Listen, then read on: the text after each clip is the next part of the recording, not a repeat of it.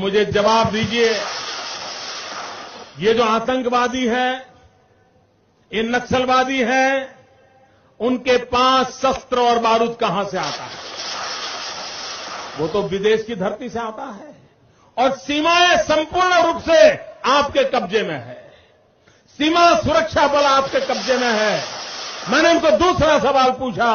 हमने कहा आतंकवादियों के पास धन आता है, हवाले से आता है, पूरा मनी ट्रांजैक्शन का कारोबार भारत सरकार के कब्जे में है, आरबीआई के अंडर में है, बैंकों के माध्यम से होता है।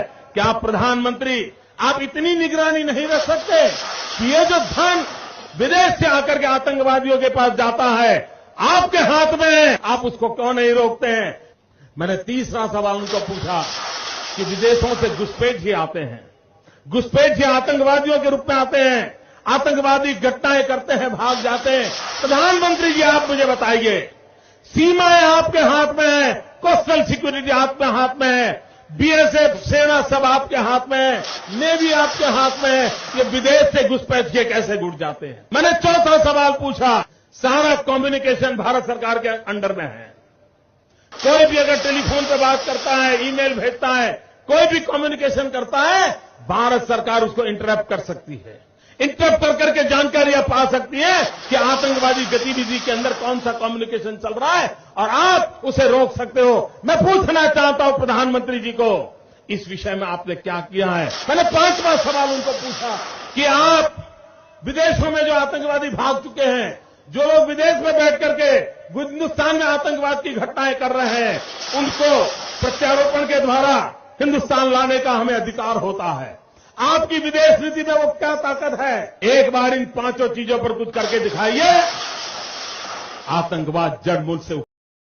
पहलगाम में जो टेररिस्ट अटैक जो हुआ है, उसकी जितनी मजम्मत की जाए वो कम है।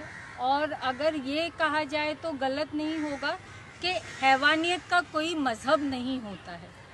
जैसे कि हमने देखा कि गोदी मीडिया जो लगातार इस चीज़ को हाईलाइट कर रहा है कि भाई टेरर दहशतगर्दों ने जब उन अपने टूरिज्म जो वहाँ पर लोग सैरो तफरीह करने के लिए आए थे और उनको जो अपना निशाना टारगेट बनाया, तो ये बोलकर बनाया, उनसे पहले नाम पूछा गया, उसके बाद उनका मजहब पूछा गया, और जब उन्होंने ये कहा एज पर मीडिया स्टेटमेंट कि भाई वो मुसलमान है, तो उनसे कहा गया कि आप कलमा पढ़े, और जब उन्होंने नहीं पढ़ा तो उनको गोली से निशाना बनाकर उनकी जान ले ली गई।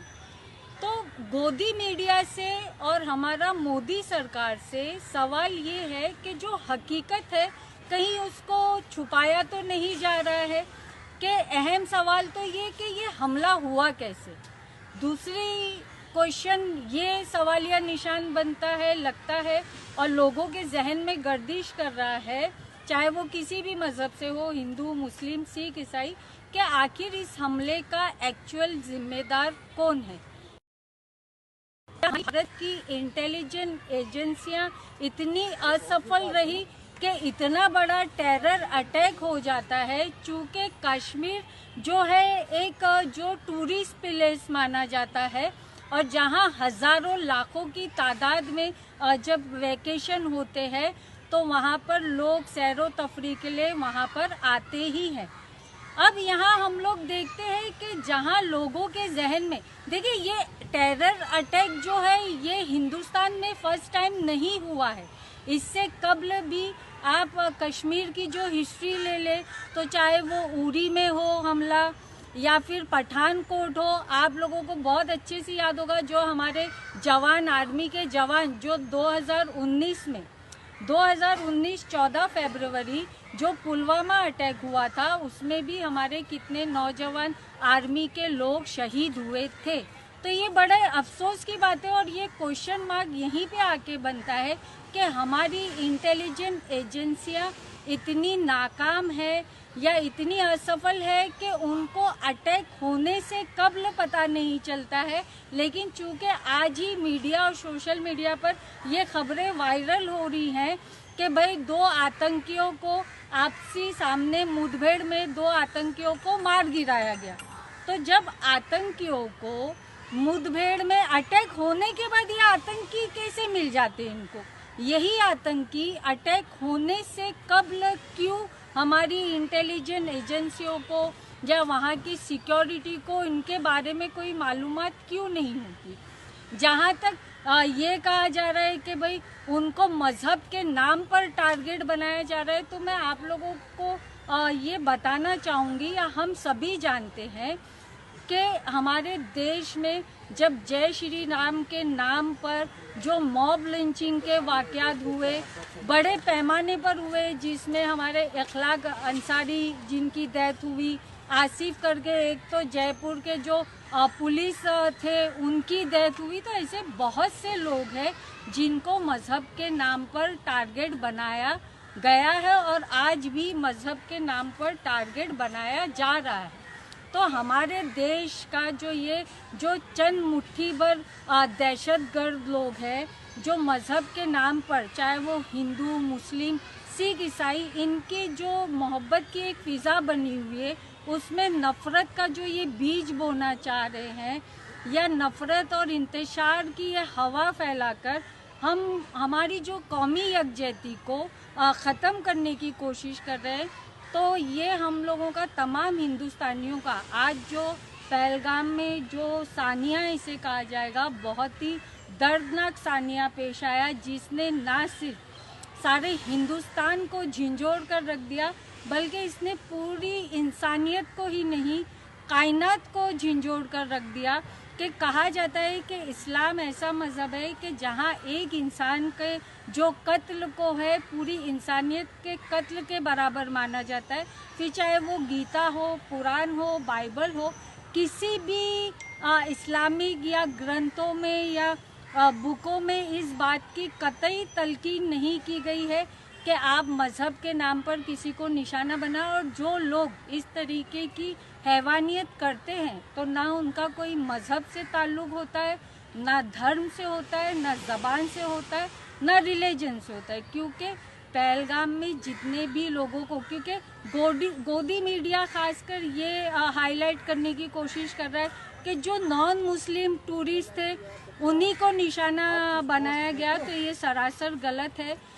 इस पूरे वाक़ये में, इस सानिये में तकरीबन 27 से 30 टूरिस्ट जो है जिन्होंने अपने जान गंवाई है, और उनमें अगर नॉन मुस्लिम हमारे भाई ये लोग शामिल हैं तो उसमें मुसलमान भी है।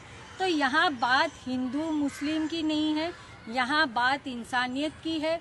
और पहलगाम का जो वाक़या है, हुकूमत होश के नाखून ले। हुकूमत ये जो चूरन अपनी गोदी मीडिया के ज़रिए चूरनबाजी कर रही है कि भाई उनसे नाम और धर्म पूछकर उनको निशाना बनाया गया, तो ये आप आम जनता को बेवकूफ़ बना रहे हैं। अपनी गैर जिम्मेदारी, अपनी गलती का आप जो है ठिमरा जो है वो किसी और पर डाल रहे हैं। और अब ये कहना कि भाई इस आज ही 2 आतंकवादियों को मारा गया है, तो ये हमारी इंटेलिजेंस की बहुत बड़ी नाकामी है कि जब भी इस तरीके के मामलात होते हैं तो इसका उनको इल्म नहीं होता है, और बाद में सडनली ये लोग आतंकवादियों पर अटैक करके उनको मार गिराते। चाहे आप मुंबई का 26/11 का अटैक ले लीजिए, जो टेररिस्ट अटैक हुआ था, उसमें भी टेररिस्ट लोगों ने, जो दहशतगर्द थे, उन्होंने किसी से जात या मज़हब नहीं पूछी। उस हमले में भी सैकड़ों मुसलमान, हिंदू, सिख, बच्चे, औरतें, बुजुर्ग सभी लोग शामिल थे जो बेचारे शहीद हुए थे। तो हमारी आप लोगों से यही दरख्वास्त है कि लोगों से अपील है कि प्लीज़ किसी भी एक धर्म या मज़हब को निशाना ना बनाइए। और जो सच्चाई है, जो हकीकत है, जो सही पहलू है, वो चाहे न्यूज़ चैनल के माध्यम से हो या सोशल मीडिया के माध्यम से हो, वो लोगों तक ज़रूर लाए। और हमारे हिंदुस्तान के जितने भी हिंदू, मुस्लिम, सिख, ईसाई, सभी सरकार से यही अपील करते हैं कि जिन लोगों ने इन बेगुनाह लोगों का कत्लेआम किया है, उनको सख्त से सख्त सज़ा दी जाए और एक्शन लिया जाए और हमारे लोग, हमारे हिंदुस्तान के हिंदू, मुस्लिम, सिख, ईसाई कल भी एक थे, आज भी एक है और इंशाल्लाह आगे भी एक रहेंगे। मैं आगे भी आप लोगों की खिदमत में हाजिर रहूँगी। जय हिंद, जय महाराष्ट्र।